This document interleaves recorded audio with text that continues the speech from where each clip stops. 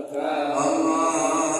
salli wa sallim wa barik alaihi wa ala alihi Nabi Muhammad sallallahu alaihi wasallam wa ala alihi wa sahbihi wa sallam wa dzurriyyatihi wa baitihi wa sahbihi min arwahil awliya wa syahadatin wa salihin wa la yummatil mujtahidin wal ulama'il 'amilin wa syaikhina fid din khususan ala Syekh Imam Zainuddin al-Nibari wa Syekh Muhammad bin Bakar Syafat Dumyati wal Imam Al-Imam Bajuri wal Imam Syekh Muhammad Nawawi bin Umar Mantani al-Jawi wa usulihim wa qura'ihim wa dawil hukum ya'nihim ajma'in thumma la khususan wa kumabu ya Jabir Rahman Nawawi bin Haji Nabi wa kulang Haji Ahmad bin Guru Ali wa kulang Haji Abdul Rahman bin Haji Ahmad bin Guru Ali wa kulang Haji Muhammad Yusuf bin Yusuf wa usulihim wa qura'ihim wa dawil hukum ya'nihim ajma'in thumma ila arwahi walidina wa walidikum wa masyayikhina wa masyayikhikum wa muallimina wa muallimikum wa dawil hukum ya'nina wa alaikum wa jami'al muslimina wal muslimat wal mu'minina wal mu'minat adkhilillahu ma'al jami' fi quburihim ar-rawha wal rayhan wal fushata wal ridwan wal bisyarata wal aman fi diwari babi rabbihim jinan innaka karimun mannan wa ila hadratin nabi Muhammadin sallallahu alaihi wasallam al-Fatihah.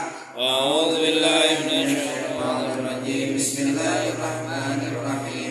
Alhamdulillahi rabbil alamin arrahmanir rahim maliki yaumiddin iyyaka na'budu wa iyyaka nasta'in ihdinas siratal mustaqim siratal ladzina an'amta 'alaihim ghairil maghdubi 'alaihim waladdallin. Lagi saudara untuk guru kita Ki Haji Hanafi yang tadi hari ini sudah berangkat. Satu lagi Ustaz Latifur Rahman juga berangkat ya. Doain guru kita Ki Hanafi Syekh agar Allah Ta'ala berikan keselamatan pergi dari pulangnya.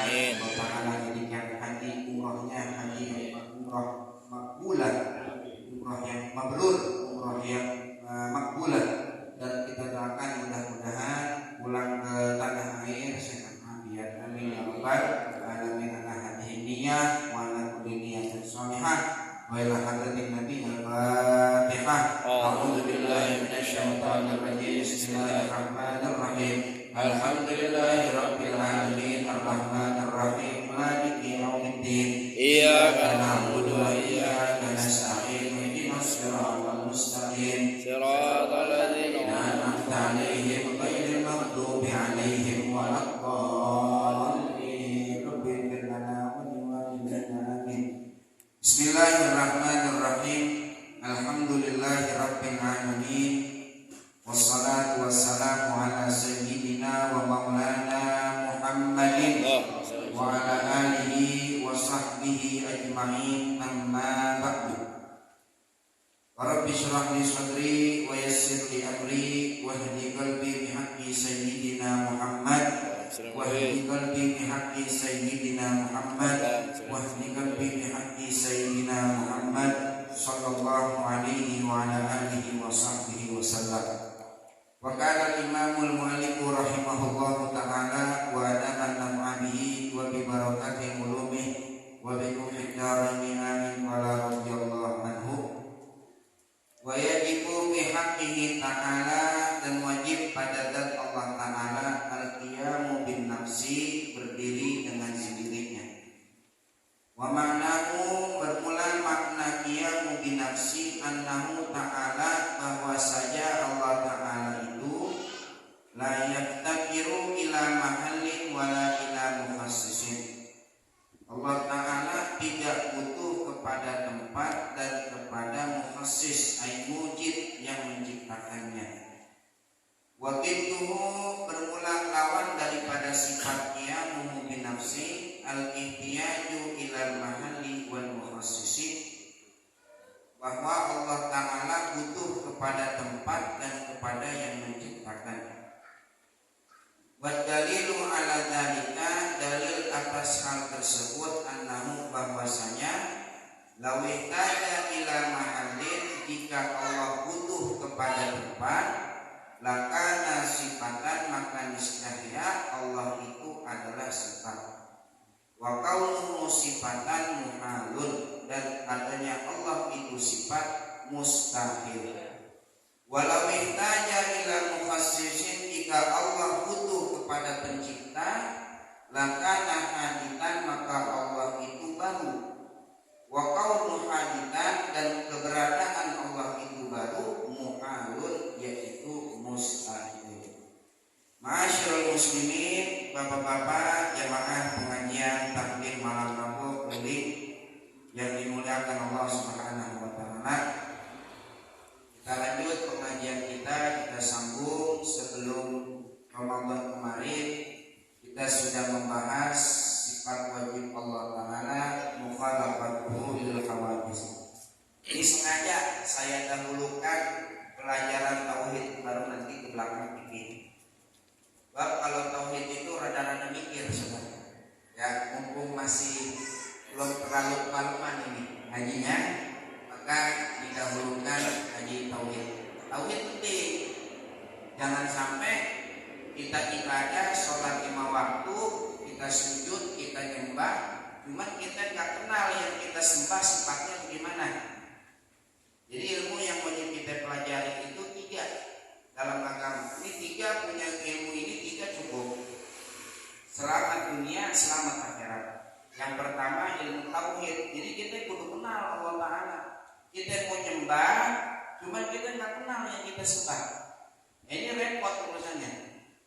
Ente nyembah tiap hari 5 waktu, ente sujud, tapi nggak tahu yang kita sujudin itu bagaimana sifatnya. Orang kan kenal dulu, baru menjalin hubungan. Kenal dulu, baru jalin hubungan. Kayak kita juga, waktu dulu gini kita masih jadi pacar.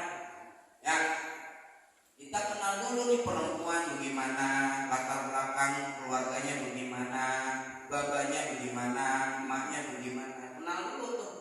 Udah kenal, baru jalin hubungan, WA.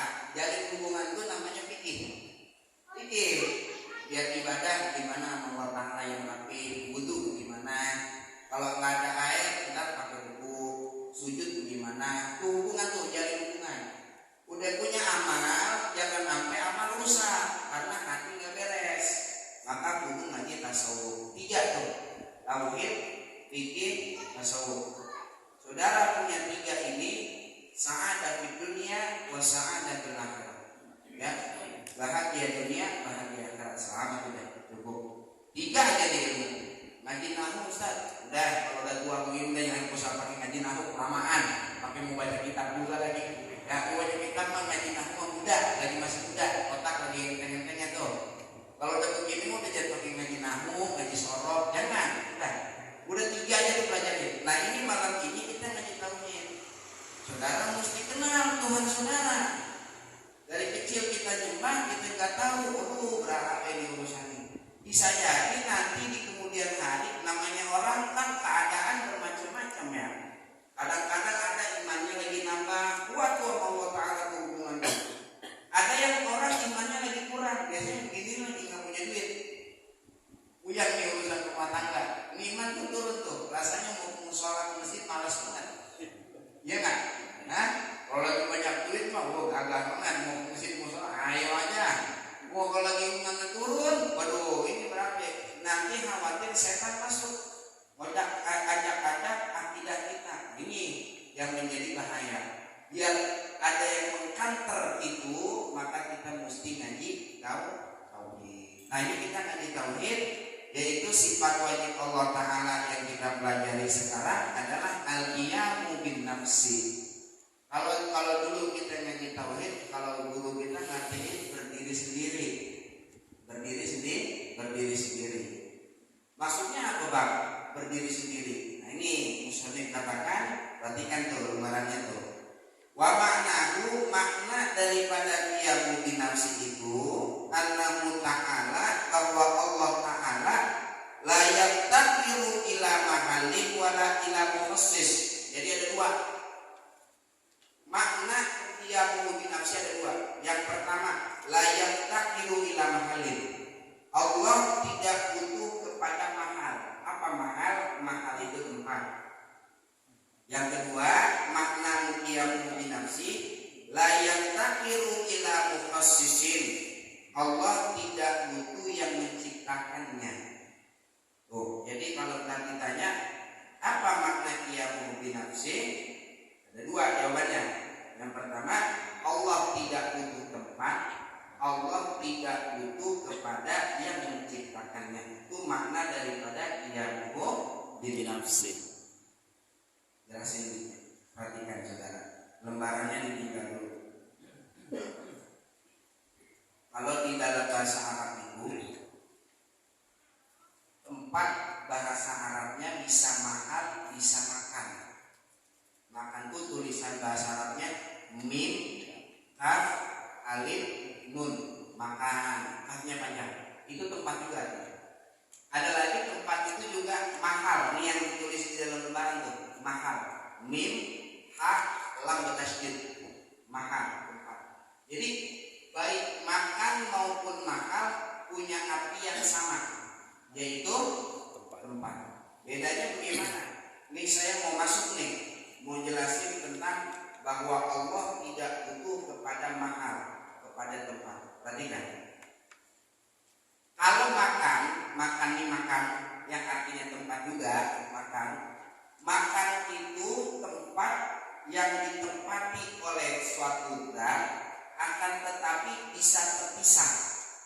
Zatnya bisa pisah sama tempat. Saya ulangin, biar kagak salah paham nih. Perhatikan bahasanya. Makan itu tempat yang ditempati oleh suatu zat, dan tempat tersebut bisa berpisah dengan zat. Mana contohnya? Nih, lihatin saya. Saya duduk di atas bangku yang berwarna kuning. Nih, ini tempat saya nih. Di bangku yang warnanya kuning namanya makan. Kenapa? Dia tempat yang ditempati oleh zat. Mana zatnya? Yaitu saya. Dan tempat ini bisa berpisah dengan zat saya. Mana contohnya? Nih, tuh. Saya bangun bisa nggak? Sekarang tempat saya di mana? Karpet. Saya kepindah ke sini bisa nggak? Bisa. Berarti ini bangku namanya apa? Makan. Jelas ya? Paham nggak? Paham ya? Kalau mahal, ini mahal tempat juga artinya. Bedanya memang ada itu. Kalau mahal, tempat yang ditempati oleh sifat, bukan zat. Tempat yang ditempati oleh sifat dan tidak bisa berpisah. Bedanya nih. Mana contohnya? Perhatikan. Baju koko saya warnanya apa? Baju koko namanya zat, benda. Baju koko namanya zat, benda. Warna biru itu sifat.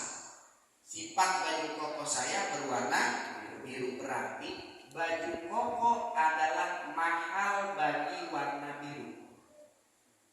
Bisa nggak pisahin biru sama baju koko? Enggak. Ayo, bisa nggak? Pisahin nggak? Birunya mana, baju kokonya mana? Bisa pisahin? Enggak. Nggak bisa. Ini namanya apa tadi? Mahal. Allah tidak butuh kepada mahal. Mengapa? Untuk menepis akidah non-muslim di luar Islam bahwasanya Tuhan itu merupakan satu energi yang bertempat pada suatu zat. Nah, ini untuk ditepis. Mohon maaf, saya nggak bicarain agama lain itu jelek jadi ini nih. Apalagi yang direkam ini nih, ya. Khawatir takut jadi potong ya bang ya. Ntar saya masih penjara nggak dengar ya. Enggak, perhatikan. Orang nyembah patung. Patung itu kan zat. Kenapa dia sembah? Yang dia sembah bukan patungnya sebetulnya saudara. Yang dia sembah itu energi yang dititipkan pada patung tersebut. Itulah yang dia sembah. Kayak dewa juga begitu modelnya. Jadi mereka nggak nyembah patung zatnya. Yang mereka sembah adalah sifat daripada patung tersebutnya. Nah, untuk menepis anggapan itu di dalam Islam itu dikatakan la yaqtadir ila mahal. Oh, Allah nggak butuh kepada mahal. Tuhan kita nggak begitu. Tuhan kita bukan sifat seperti Tuhannya orang-orang yang lain di luar Islam. Tuhan kita yaitu zat. Paham nggak sampai sini kira-kira? Agak pusing dikit deh. Agak pusing deh.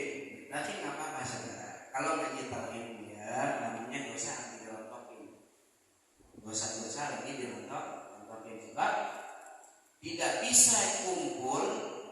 nggak bisa kumpul positif negatif dalam diri kita, nggak bisa. Di dalam diri kita banyak dosa, namanya negatif. Saat ilmu masuk, mentalnya itu nggak paham, berarti dosa lagi dibuang-buangin tuh. Ya, asal rajin ngaji aja terus lama-lama terpaham dia. Kalau udah ngaji begini udah nggak paham, minggu depan jangan pakai ngaji lagi, ntar balik lagi aja susah gitu. Ya, ngaji terus ngaji lagi, ntar lama-lama rontok dosa tuh saudara. Ya, ngaji tauhid kan intinya la ilaha illallah ini. Kalau kita sering baca setiap sholat la ilaha illallah, tiada Tuhan selain Allah Ta'ala. Apa maknanya la ilaha illallah? Nah ini 20 sifat nih. Kalau mau dibongkar tuh la ilaha illallah tuh 20 sifat ini saudara. Nah orang kalau baca la ilaha illallah tuh kata Habib Anik Witang berkata kepada dulu di Betawi ada Kiai Gede, saudara mungkin kenal. Namanya Kiai Haji Abdullah Syafi'i. Beliau muridnya Habib Anik Witang. Habib Ali pernah ngomong sama Kiai Abdullah Syafi'i, Abdullah, orang yang baca la ilaha illallah itu kayak kebo berantem di atas rumput, pinggirannya pohon pisang. Saudara nggak paham kali ya kalau nyampe situ ya? Sudah gimana Bib? Kalau ada gali kita nyernak tuh omongan begitu. Maksudnya gimana? Gini, ada kebo gede kan? Berantem di atas rumput, pinggirannya pohon pisang. Kebo berantem saudara. Kebo berantem tuh pohon pisang kira-kira roboh kagak? Roboh kagak? Roboh. Kalau pohon pisang aja roboh, gimana rumput? Hah? Orang yang baca la ilaha illallah itu dosa gedenya aja rontok. Bagaimana dosa kecil? Orang ngaji tauhid saudara, dosa gedenya rontok. Bagaimana dosa kecil? Nah, kalau orang paham ngaji tauhid, syukur alhamdulillahillah, tak paham. Kalau paham alhamdulillah dosanya lagi. Gitu. Jelas ya? Paham kan? Cuma lebih baik ya Pak. Paham kan sampai sini? Paham ya?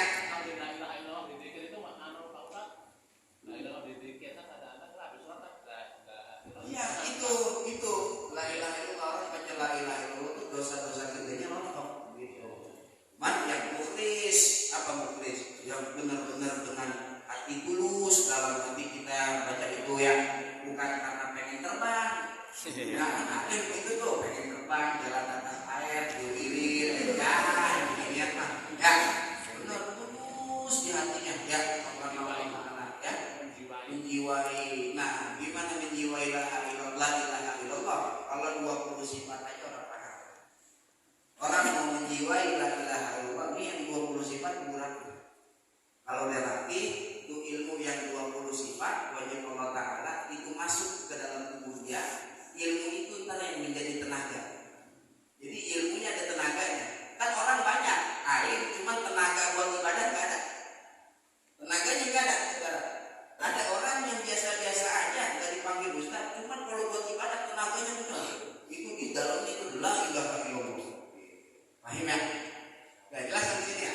Jadi Allah tidak butuh kepada mahal. Allah itu bukannya sifat yang butuh kepada tempat. Allah itu adalah zat. Ingatin baik-baik tuh. Tuhan kita bukan sifat. Sebagaimana Tuhan di luar Islam, Tuhan kita adalah zat. Paham? Jelas ya? Jadi rokok biru mahal, sifatnya biru. Gitu. Kalau kita tunjuk baju kokohnya, kita tunjuk biru, nggak bisa. Kalau kita tidak tunjuk juga baju kokohnya, mana warna biru? Tuh, yang kita tunjuk warna biru. Warna baju yang kita tunjuk. Ya ini baju warna biru. Saudara nggak bisa tunjuk sifat kalau tidak menunjuk mahal. Paham? Kayak di dalam taklimul muta'allim termasuk bagian daripada hormat kepada ilmu adalah hormati ahlul ilm, orang yang punya ilmu. Kok jadi hormati orang yang punya ilmu? Ilmu itu sifat nempel pada zat yang ada pada orang alim tersebut. Sebagaimana nunjuk warna biru nggak bisa kecuali nunjuk bajunya, maka nggak bisa hormati ilmu kecuali kita hormati juga yang punya ini. Ayo kira-kira begitu. Jelas ya? Ayo, Bapak Dudin bagi. Ayo, seperti coba tunjuk warna biru baju bapak saya. Ini baju. Ini baju warna biru. Nggak bisa kan berarti nunjuk warna biru pasti nunjuk zatnya kan? Mana? Orang hormatin ilmu gimana? Hormatin gurunya. Nggak bisa hormat ilmu kecuali hormat halul ilmu. Sama kayak belakang. Jelas ya? Yang kedua, ini paham nggak di sini? Paham ya? Minum dulu tadi minum. Ya. Nah, beres. Nah. Ngopi kalian ya. Wala ilamu kasisin Allah Ta'ala. Yang kedua, Allah nggak butuh kepada yang mencipta. Allah nggak butuh penciptanya. Kalau Allah butuh pencipta, maka akan melazimkan daur watasalsul. Apa daur watasalsul? Akan terjadi pemahaman yang berantai-rantai.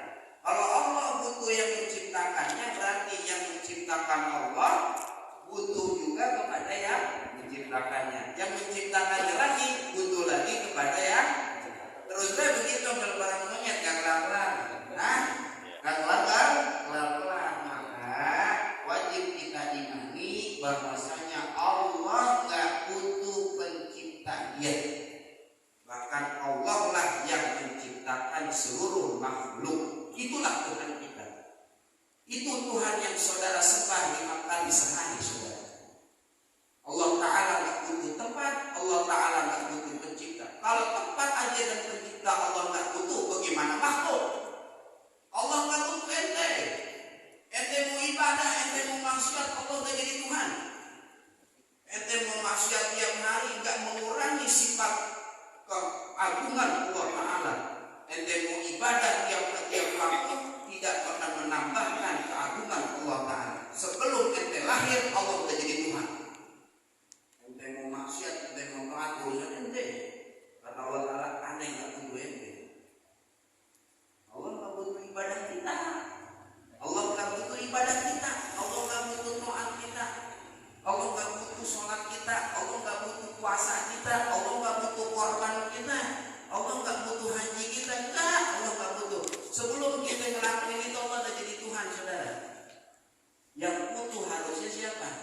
Manusianya.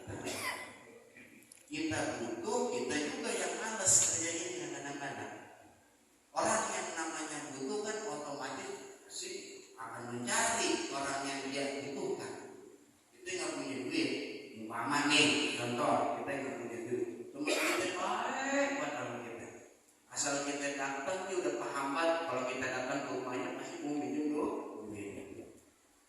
Assalamualaikum. Ya, assalamualaikumnya lemas. Waalaikumsalam. Ya, kalau itu mah agak dikasih kita minum. Assalamualaikum kayak pengemis. Assalamualaikum. Ya kan jadi pengemis juga kan udah ada ilmunya. Ilmunya itu juga ada kita gembelin gitu. Ya orang kesian. Abang, ada apa bang? Ini belum bayar kontrakan ini. Nanti ada di kakak pakai gitu ya. Itu namanya butuh dia. Dia samperin tuh ke rumahnya. Meskipun jauh jaraknya, dia belain sama dia. Jelas. Nah Allah yang butuh kita, apa kita yang butuh Allah? Kita butuh Allah. Kalau kita butuh Allah, masjid jaraknya dekat, musola jaraknya dekat, butuhnya ngapain? Samperin tuh saudara. Laksanakan sholat. Samperin datang kita. Kita yang butuh, bukan Allah yang butuh. Jelas tadi sampai sini. Ya. Paham ya? Kalau udah begini rasa-rasanya, ya iya, gue nggak punya apa-apaan begini. Orang kita yang butuh, berarti tidak sifat dia mungkin nafsi ini Allah Ta'ala Maha Kaya. Itu pengertian Maha Kaya, bukan Allah Ta'ala punya barang seisi dunia dan alam semesta, bukan. Dunia dan alam semesta itu kan baru Allah ciptain. Berarti saat itu Allah Ta'ala belum menciptakan dunia, berarti Allah miskin dong, kan belum punya. Nah jangan salah paham kalau dikatakan Allah Maha Kaya, Allah yang punya nih semuanya nih alam semesta, makanya Allah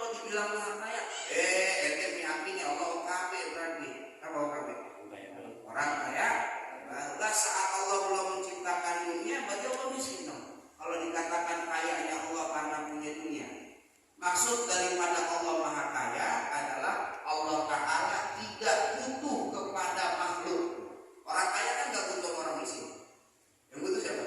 Orang miskin. Nih, saudara, begini. Kita diundang undangan sama bos. Sama bos. Oh, kaya. Orang kaya, kita diundang. Saudara mau ngamplopin berapa kira-kira? Ngamplopin cepet yang ngamplopin duit kita banyak kan gitu ya. Ngamplopin 200 sama baik, ngamplopin 30.000 apa lagi? Dia mah gak butuh kita saudara. Nah, orang kaya begitu dia gak butuh kita. Duit begitu gak butuh dia. Allah Ta'ala gak butuh sama kita tuh begitu tuh. Allah gak butuh kita, gak butuh kita. Petantang, duitnya banyak saudara. Oh kalau dia lihat Allah Ta'ala Maha Kaya yang begini, dia pasti bakal menol ini. Ngomong ada apa-apanya tuh. Jadi belajar tauhid itu menolongin diri kita. Jangan sampai ada angkanya. Kalau masih ada angka 1, oh jangan. Ngaji tauhid itu nol. Kita merasa nggak ada apa-apa. Bawa duit 1 gebrokan karung di kereta umpama ini gerbong. Kita merasa di gerbong itu kita yang paling kaya karena kita bawa duit Pak. Di dekat pintu kereta ada orang tua bawa 2 gembolan. Tanya Pak, bawa apa itu? Duit ini. Duit. Ibu lihat, dilihat cepetan semua 2 karung. Saat kita belum melihat itu 2 karung isinya duit, kita merasa segerbong yang kaya kita hilang. Pas melihat orang yang begitu, kita langsung gimana kira-kira? Iper kalau orang kita ya. Iper tuh, gue sekarang di 2 karung. Gue kata kali apa di sini tuh? Saat dia nggak merasa Allah Ta'ala Maha Kaya di dunia, begini aja nih musuh. Nah, dia kan pasti udah banyak tauhid dia iya. Kan Allah nggak butuh kita, gua yang butuh Allah butuh. Jelas kan? Nah, potong dulu sampai sini. Nah, depan masih lanjut yang mungkin nanti karena dalilnya belum mantul. Ya, cukup jangan banyak-banyak. Ya, kalau tauhid. Kalau kebanyakan benar kayak anak kecil nelen somai. Udah bayi umur 5 bulan nelen somai, lolodan. Akhirnya nggak makan muntah jadinya. Kita kasih tahu dia kebanyakan ya pelan-pelan dikit-dikit ya. Kalau di semua banyak dihabisin jadi muntah kan kita. Lahir kayak. Tapi saya harap keluar dari majlis pada paham ya. Dan siapa ditanya mau pilih di rumah? Aja pulang dari saya tahu siapa tadi. Di sini anggo-anggo di sana man ditanya mau pilih lupa gitu ya. Dah bawahnya. Jadi bawa garis. Masuk ke fikih ya. Bismillahirrahmanirrahim. Qala radhiyallahu anhu. Wa taniha fardu wudu yang kedua. Kemarin yang terakhir kita pelajari udah itu masuk bab niat. Udah kita masuk niat, sekarang fardu wudu yang kedua. Ini mesti juga nih kita hafal nih. Jangan sampai jadi orang Islam fardu wudu enggak tahu ya. 5 waktu sholat berarti kan 5 kali wudu. Kalau memang tiap waktunya itu dia hadas, masa iya tiap hari kita kerjain 5 kali kan hafal fardu wudu kan malu gitu ya. Mesti apa nih? Yang kedua fardu wudu ghuslu zahiri wajhihi, membasuh bagian zahir wajahnya. Ghuslu itu saudara membasuh artinya di dalam fardu wudu kita mengenal 2 proses. Lihat dulu ke depan ini. Ada bahasanya ghuslu, ada bahasanya mashu. Awas beda. Ghuslu wa sin lam. Mashu mim sin takdir. Kalau ghuslu tuh wajah, tangan, kaki. 3 tuh, 3 anggota yang digoslu, dibasuh. Kalau masuk 1 yaitu kepala, masuk roksi. Bedanya apa? Goslu sama masuk gitu. Bedanya, perhatikan. Kalau goslu, air wajib ngalir pada anggota tersebut.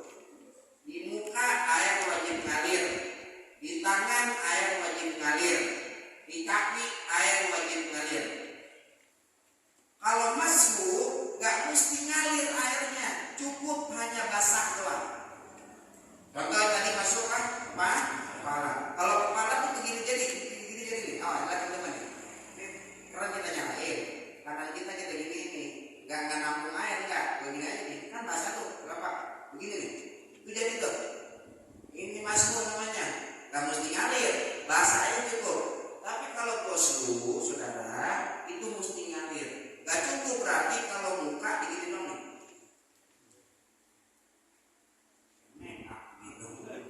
Ya, jijik banget kayaknya sama air tuh. Tangan digituin, ya. Ada cukup. Kaki digituin ya. Jadi kalau wajah, tangan dan kaki mesti ngalir airnya. Itu pengertian apa? Ghusl. Berarti yang kedua, ghuslu zahiri wajhi, mesti ngalirin air di bagian zahir wajahnya. Berarti nggak masuk bagian batin wajah, bagian dalamnya enggak. Mana bagian dalam wajah? Dalam hidung nggak wajib, dalam mulut nggak wajib, dalam mata nggak wajib. Enggak, yang wajib bagian zahir wajah. Jelas ya? Dan batin lagi. Di ayati fagsilu wujuhakum, karena ayat Quran perintah tersebut fagsilu wujuhakum, maka basuhlah oleh kalian akan wajah-wajah kalian. Wahwa yaitu wajah, nah ini pengertian wajah, tulang panjangnya. Mabaina manatiki sya'ri ra'sihi qaliban wa tahti muntaha lahyaihi. Panjangnya wajah mabaina manatiki sya'ri ra'sihi, antara tempat tumbuh rambut kepala. Goliban biasanya tempat tumbuh kepala di mana? Sini ya. Rambut. Cuman ada sebagian orang yang sininya nggak tumbuh rambut, botak sampai tengah, kan ada ya? Iya. Ada yang gitu ya. Biasanya kan orang tetap rambutnya di sini ya. Iya. Kalau profesor ya kan di sini botak ya. Ya. Biasanya di mana kalau tempat tumbuh rambut? Di sini. Meskipun botak tetap apa-apa di sini. Itu golib namanya. Watahti muntahani, jadi sampai ke ujung pertemuan dua tulang rahang. Lahyai itu rahang. Berarti mana pertemuannya? Nih, dengar nih. Batasan wajah itu berarti panjangnya, dilatih ke depan lagi saya. Dari tempat tumbuh rambut sini sampai ketemu di sini. Panjang. Belum habis. Difathil langit dengan fathah huruf lam pada kata lahyaihi. Bahwa minal wajhi itu termasuk bagian dari wajah. Duna mata tahu, bukan yang ada di bawah dari tulang rahang. Berarti ini awas dilatih nih Pak. Berarti kemarin enggak, bukan wajah nih. Ini bukan wajah nih. Ini udah bukan wajah nih. Wasya'rin nabiti ala mata tahu, dan bukan juga bulu atau rambut yang tumbuh di bawah tulang rahang sini. Bewokan kan sampai sini nih. Ini enggak wajah ini udah enggak wajib dibasuh nih. Basuhnya sampai mana? Cukup sampai sini. Ini batasan wajah dari panjang. Wa ardon, lebarnya sekarang. Lebarnya mabaina udunaihi, antara dua telinga. Dari ini nih yang ujung sini sampai ujung sini. Ini namanya batasan wajah. Begini nih, perhatikan berapa nih? Kemari. Bukan ngikutin alur rambut, bukan, jangan. Gitu kemari nih, tuh. Kemari. Gitu. Batasan wajah. Saya mau tanya nih. Perempuan kalau sholat, auratnya mana sih? Auratnya perempuan kalau lagi sholat. Lagi sholat ya. Aurat perempuan lagi sholat. Semua. Seluruh tubuhnya kecuali muka dan telapak tangan. Wajah dan telapak tangan. Tadi batasan wajah sampai mana? Dari sini sampai sini. Pertanyaan saya, kalau ini kita pakai mukena sholat sampai sini, ininya kelihatan. Ini bagian wajah bukan? Bukan. Tadi bagian wajah bukan? Bukan. Berarti sholatnya tidak sah karena membuka aurat. Ya. Tadi batasan wajah bagaimana? Good. Berarti ini kan yang boleh kelihatan kalau lagi sholat. Pakai mukenanya di sini nih. Nih, ini wajah bukan tadi? Bukan. Berarti kalau bukan wajah aurat bukan? Aurat. Kalau aurat wajib Tutup. Wajib. Tapi pulang dari sini biar ada oleh-olehnya. Apa? Kasih tahu, makin kenanya nyampe sini kan. Ya, ini makin sayang kita. Alhamdulillah itu dapat ilmu manfaat juga banget dari ngaji gitu. Tahu enggak? Ya, ya enggak? Iya, kita ajarin sampai rumah tuh kita. Ya, ajarin kita. Kan yang nyari nafkah zahir batin kan kita. Jadi mah diem aja di rumah lu taat aja gua neng. Lu taat aja gua. Urusan nafkah zahir batin urusan gua. Mana nafkah zahir? Ente kerja cari duit. Zahir namanya. Beliin pakaian, tempat tinggal yang layak, beliin make upnya, kasih makanan. Tuh, itu namanya nafkah zahir. Nafkah batin mana? Nafkah batin itu ilmu agama. Itu nafkah batinnya istri kita. Jadi jangan sibuk hanya nafkah zahir. Nafkah batinnya kita kagak nafkahin. Itu nafkah batin istri adalah ilmu agama. Akhirnya, jadi batasannya panjang sini sampai ini, terus lebar sampai. Nah, wajibu ghuslu sya'ril wajhi. Wajib nih. Wajib membasuh. Tadi apa membasuh pengertiannya? Mengalir air. Wajib mengalirkan air sya'ril wajhi ke bulu-bulu yang tumbuh di wajah. Mana bulu-bulunya? Dari sini mau pulpen. Min wudbin, satu bulu mata. Wudbin itu artinya bulu mata. Bulu mata wajib dibasuh air itu berarti. Berarti wudu berarti nggak asal ceplok aja. Ya. Karena misalnya wudu cuma nggak ada seperti udah wudu cepat amat wudu gitu kan. Jangan asal-asalan. Wudu itu ibadah. Nggak sah orang salat kalau wudunya nggak sempurna. Maka wudu juga harus diperhatikan biar sempurna wudu kita. Satu yang ada di wajah nih, bulu mata. Wahajibin, apa hajib? Hajib alis. Alis wajib itu dibasuh tuh. Nah tuh.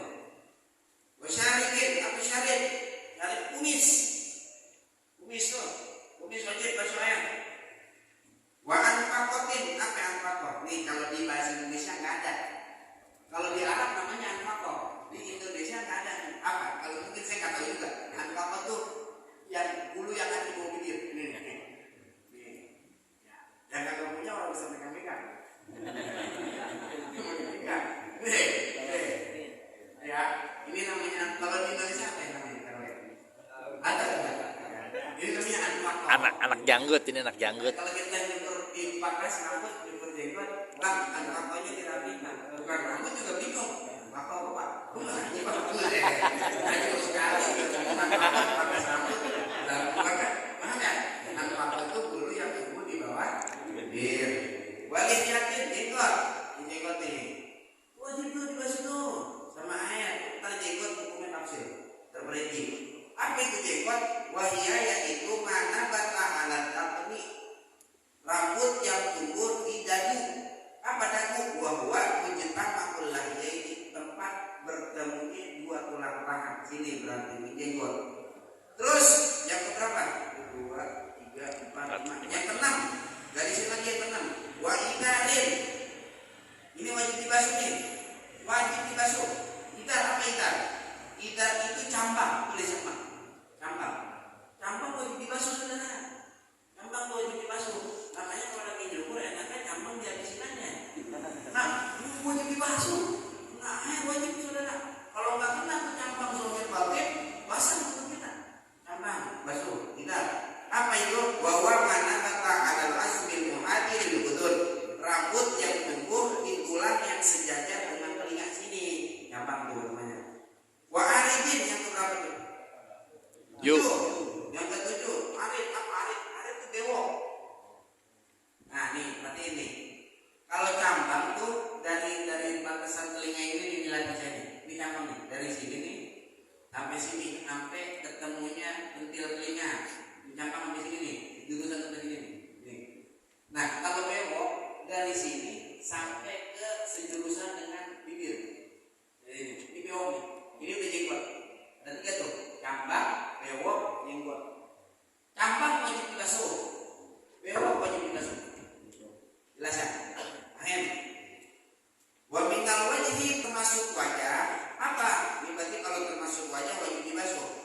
hudratus syafatain, merahnya dua bibir. Bibir wajib dibasuh karena masuk bagian wajah. Wa mawdi'ul ghamami, dan tempatnya komam. Komam itu pelipis. Mana maksudnya? Wa huwa mana bata alaihi sya'ru minal jabha, rambut yang tumbuh di jidat, di kening. Mana? Nih. Yang biasanya orang itu alisnya nyambung. Nah, ini sini nih. Ini kan ada orang yang alisnya nyambung tebal gitu ya. Ini nanti mau diulur-ulur. Ini wajib dibasuh juga nih. Tuh, wajib dibasuh. Duna mahalin tahdid di alal qasah, bukan tempat tahdid alal qasah atas pendapat yang qasah. Apa tahdid? Tahdid itu mana bata alaihi sya'rul qafifu min ibtina'il idari wan nasati, rambut yang tumbuh yang tipis antara permulaan cambang sampai ke narka. Saya ikut pelahan saudara, saya nyari-nyari istilah-istilahnya. Di Indonesia nggak ada soalnya. Ini istilah-istilah fikih semua nih. Betul. Tahzib itu mana? Tahzib ini. Ini saya nggak diulang lagi nih. Ini tahzib. Apa? Dia antara tempat tumbuhnya cambang sampai ke nazah. Mana nazah itu ini? Ini tahzib. Ini cambang awal permulaannya. Berarti ini nggak masuk wajah, awas. Ini enggak, berarti ini nggak wajib dibasuh. Akhir enggak, jelas. Ini nggak wajib dibasuh. Ini namanya mahdud takdir. Waduna watadil uduni wanasatain, bukan juga pentil telinga. Nih, pentil telinga nih. Ini nggak wajib dibasuh karena bukan bagian wajah. Wanasatain dan dua nasah. Mana dua nasah tadi? Ini Pak dua nasah nih Pak. Ini dua nasah. Jadi ini nggak wajib, naz'ah nggak wajib, naz'ah hampir ke ubun-ubun ya di sini. Dan perhatikan lagi tuh, mana itu apa itu naz'ah? Wa huma bayadani yaktanifani nasiyah, yaitu dua yang putih yang meliputi ubun-ubun. Kan ubun-ubun? Ini kan ubun ya, ubun-ubun. Kalau ini mah usar-usar, ini ubun-ubun kan? Wa mawdi musalah, bukan juga tempat kotak. Mana tempat kotak yang tadi ini? Berarti ini nggak wajib dibasuh. Berarti yang nggak wajib dibasuh. Perhatikan teman. 1, 2, 3. Right? 1, 2, 3. Ini nggak wajib dibasuh. Ini udah bagian kepala, bukan bagian daripada wajah. Nah, wa huwa ma bainahuma idan nasara an musyabbu, antara dua naz'ah apabila rambut rontok pada rambutnya maksudnya. Wa yusannu ghuslu kulli ma qila innahu laisa minal wajhi, disunahkan membasuh seluruh yang dikatakan bahwasanya dia bukan dari wajah. Meskipun tadi tempat ini enggak wajib dibasuh, tapi sunnah untuk dibasuh. Sunnah berarti enggak wajib. Kalau membasuh juga dapat pahala sunnah. Lihat lagi, namanya udah mulai yang ini gelisah. Wa yajibu ghuslu zahiri wa batini kullin min asy-syu'ur as-sabiqah.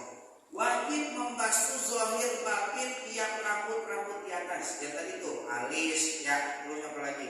Kumis, jenggot, wajib dibasuh. Luar dalam wajib, luar wajib. Wa in atupa, sekalipun tebal. Binatrotil kata pati pihak, karena jarangnya tebal pada rambut-rambut di atas. Jarang. Lakatini kati pilih yatim ma'arifin. Ini garis bawah saudara. Tidak bagian dalam jenggot dan bewok yang tebal. Nih, perhatikan. Kalau tadi alis, bulu mata, anfaqah, kumis, ya itu wajib kamitan, tambah wajib dibasuh luar dalam. Zohirnya wajib, dalamnya wajib, kulit-kulitnya tuh. Kalau jenggot sama bewok, kalau jenggot bewoknya tebal, bagian dalam nggak wajib dibasuh. Terus cukup bagian luar saja, jenggotnya digituin doang. Nah, jenggot tebal, jenggot tipis, Pak Ustadz, bedanya bagaimana? Terusin bacaannya. Wal katifu, jenggot yang tebal itu malam turol basyaratu min khilalihi di majlisin takhotubi urban. Pengertian jenggot tebal adalah tidak dilihat kulit yang ada di bawah jenggot pada majelis takhotub. Majelis takhotub itu majelis percakapan dengan lawan bicara. Korban secara adat. Perhatikan itu. Dikit lagi saudara. Jarak 1,5 meter sama lawan bicara kita. Nih contoh. Saya sama Pak Akrom ada nggak 1,5 meter? Ada nggak 1,5 meter ada ya? Ada. Hah? Ada. Bisa melihat kulit yang ada di bawah jenggot saya? Enggak. Nggak bisa. Nggak. Bisa. Kalau bisa kelihatan berarti tipis. Kalau tipis jenggot mah wajib dibasuh luar dalam. Berarti wajib begini. Tuh. Kalau tebal kulit yang ada di bawah jenggot ini nggak kelihatan. Kalau nggak kelihatan nggak mesti begini. Cukup bagian luarnya. Ada orang punya jenggot begini. Ada nggak? Kalau ini udah pasti orang kelihatan nih. Terus gimana? Apa dia wajib kulit-kulitnya? Nah, terus saya paham ya? Nabi jenggotnya tebal saudara. Cuman nggak terlalu tebal kayak orang perang. Kalau terlalu tebal kata Imam Abu Bakar Syatodinati, 5 fihi minar bisya'ah.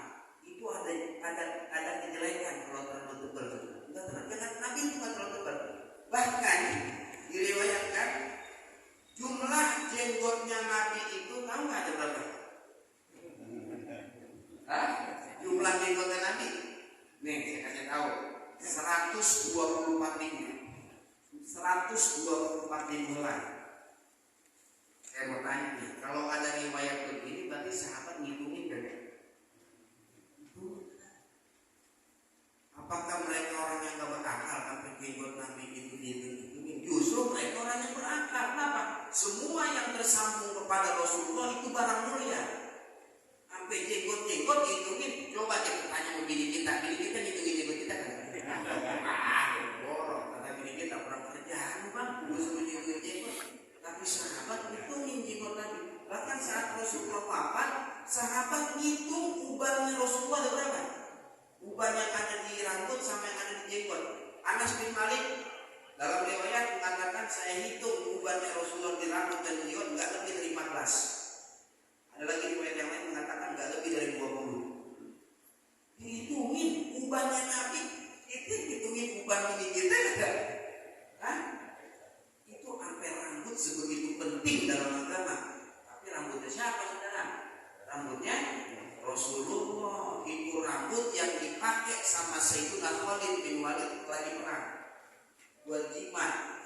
Saat lagi perang Khalid bin Walid, pecinya jatuh. Seruduk. Dia nyari, sahabat tanya, "Lid, lu ngapain? Orang lagi perang begini.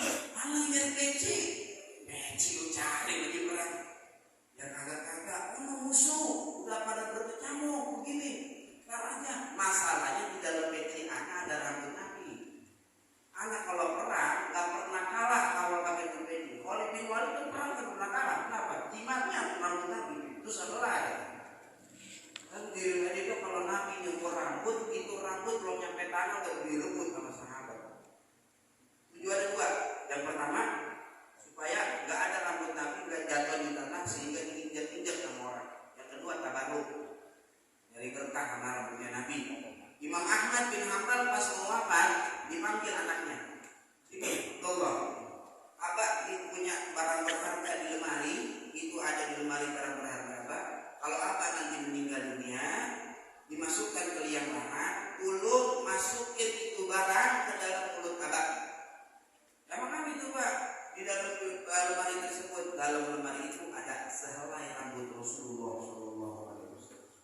Yang tanggung karena tanya Abah bisa jawab. Itu sekelas Ahmad ibn Hanbal yang punya yang diriin mazhab Hambali. Bagaimana bagaimana kita itu tabarruk. Jadi dalam konsep agama tabarruk diajarkan.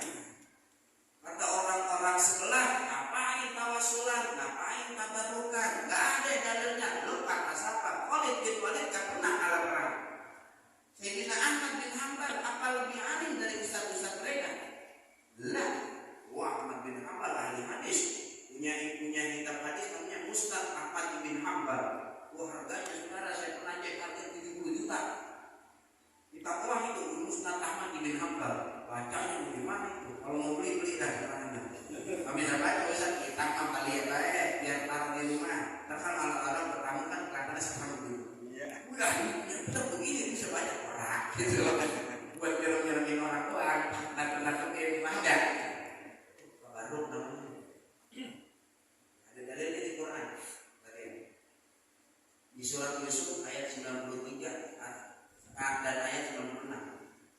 Saat Nabi Yakub hilang penglihatannya, matanya hilang menjadi buta karena sedih Yusuf itu hilang. Kan Nabi Yakub kan kesedihan dia saat Nabi Yusuf itu hilang, sedih sampai buta matanya, penglihatannya nggak bisa melihat. Nabi Yusuf bilang begini, idhabu bi qomisi hada fa'altuhu ala wajhi abi ya'ti basira. Coba cek di Quran surat Yusuf ayat 23. Kata Nabi Yusuf, pergi bawa di baju anak, baju gamis anak, kata Nabi Yusuf. Usap ke wajahnya ayah anak Yakub, dia akan kembali melihat. Falamma ja'ahul basyiru, saat tatkala datang itu pesuruh Nabi Yusuf, diusap wajahnya Nabi Yakub, fartadda basyira, balik penglihatan Nabi Yakub. Nabi Yakub ayahnya, Nabi Yusuf anaknya, ayah dari berkah sama anaknya. Keberkahan namanya, ada tabaruk, ada sisi keberkahan. Paham enggak? Jelas enggak? Jadi berkah itu ke anak juga bisa. Ada berkah ke anak. Belum tentu ayahnya lebih mulia di sisi Allah Ta'ala. Anak mesti bakti. Ini urusan sama Allah Ta'ala. Ya, anak kudu bakti. Tapi di hadapan Allah Ta'ala ada kalanya anak lebih mulia. Nah, keturunan itu kan ada kalanya sabik, ada lahik, ada mahik. Ada Imam Al-Haddad. Sabit itu keturunan yang mampu melewati pendahulunya dulu. Jadi pendahulunya baru bapaknya ustaz, cucunya udah jadi kiai. Tuh, itu namanya sabit. Lahir. Ada lagi namanya lahik. Lahik itu sama. Kakeknya ustaz, cucunya jadi ustaz. Nah itu lahik namanya. Gak lebih. Yang terakhir paling parah mahik. Kakeknya ustaz, cucunya bajingan. Ini mahik namanya. Lahir gak?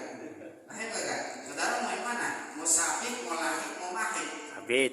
Tentu mau sabit. Kalau mau sabit, pas sudah. Kita ngaji kata. Ya, biar kata orang yang panggil kita ustaz, itu kita. Ya, kan gak mesti panggilan ustaz ya. Ya, gak mesti. Yang penting ilmu itu akhirnya belajar. Dikit itu saudara selingan. Dikit lagi nih, tambahin. Jadi jenggot sama bewok kalau tebal gak wajib dibasuh ke dalamnya. Kalau wajib dibasuh kalau itu jenggot tipis atau bewoknya itu tipis. Wajib ghuslu yang tahaqqaqu ghuslu jami'ihi illa bi ghusli. Wajib membasuh seluruh yang tidak dipastikan membasuh seluruhnya kecuali dengan membasuhnya. Di anna ma la yatim man wajibu illa bihi wajibun. Karena perkara wajib tidak sempurna kecuali dengan yang lain, maka yang lain itu hukumnya menjadi wajib. Tadi Pak wajib baca mana? Ini ya, wajib berapa ya? Gak bakal sempurna basuh wajah kecuali lebihin, maka yang melebihin sedikit hukumnya wajib. Membasuh tangan sampai siku, gak bakal sempurna sampai siku kecuali melebihin dikit, maka melebihinnya hukumnya wajib. Aurat kita sampai lutut, gak bisa nutup lutut kecuali melebihin lutut dikit, maka melebihin lutut hukumnya menjadi wajib. Tidak sempurna yang wajib kecuali dengan yang lain, maka yang lain hukumnya menjadi Wajib. Saya tanya, ngaji tauhid ini wajib gak? Wajib gak? Tapi gak bisa kalau saudara gak jalan kaki dari rumah. Gak bisa kalau saudara gak pakai motor dari rumah. Berarti dalam konsep agama, saudara nyalahin motor itu dapat pahala. Karena gak sempurna ngaji yang wajib kecuali dengan nyalahin motor, maka nyalahin motor hukumnya menjadi wajib. Wajib kalau dikerjain dapat pahala. Nyalahin motor dapat pahala. Masukin gigi kalau orang motor gigi dapat pahala. Ya, jelas aja. Nyetandarin motor dapat pahala. Ini pahala mulu setelah emang begitu. Makanya ngaji mau paham ngaji baik. Dapat pahala juga. Paham bukan? Padahal pas lagi mau ngaji pikirannya bukan ngaji bukan. Pikirannya bentar makannya apa. Pas lagi udah nyampe tempat bukan mikirin ngajinya, mikirin makannya.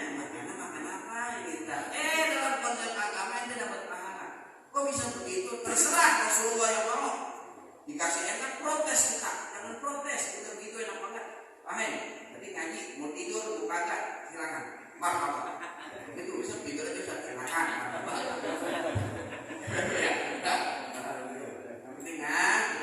Itu baru itu namanya kekompakan kita sejati padang. Iya, masih hidup di kampung, pengajian masih banyak begini. Oh, paham ya?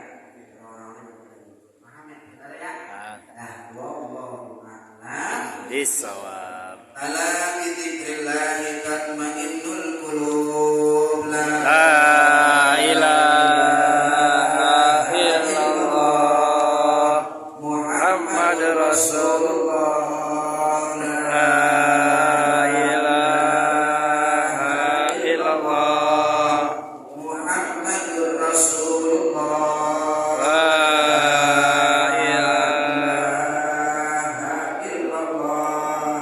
Muhammadur Rasulullah la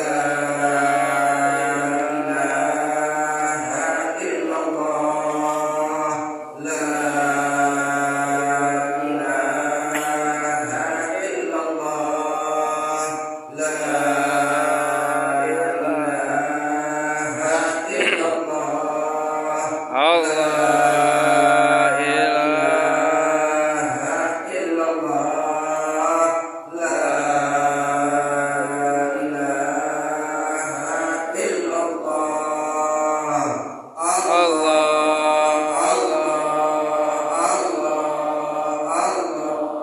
Allah Allah illallah Muhammadur Rasulullah La ilaha illallah Muhammadur Rasulullah La ilaha illallah Muhammadur Rasulullah La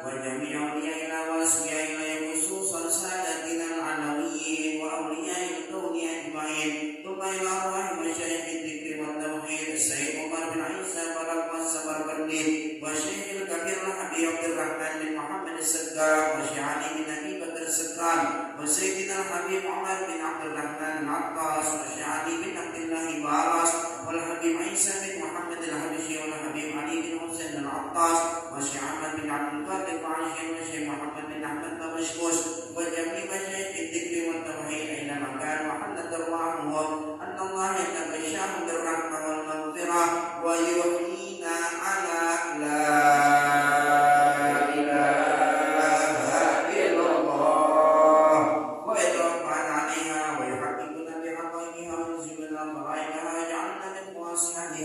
ومن الذاكرين الله كثيرا في خير ورد وعافيه والى حضره النبي محمد صلى الله عليه وسلم الفاتحه.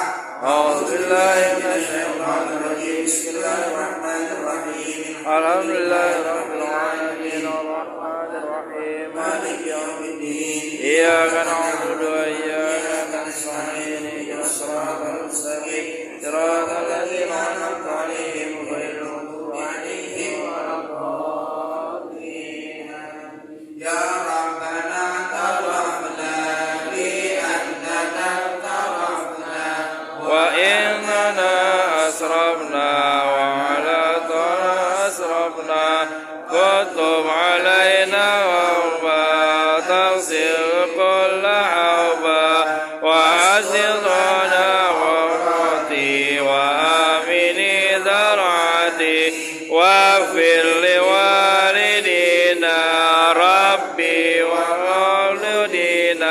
والآل والإخوان وسائر الخلان وكل ذي محبة أو جيرة أو صحبة والمسلمين أجمع من رب اسمع فضلا وجودا منا لا باكتساب منا بالمصطفى رسولي رضى بكل سولي صلى وسلم ربي عليه أدى حبي وآله وصحبي عدادة في صحبي والحمد لله في البدع والثناء.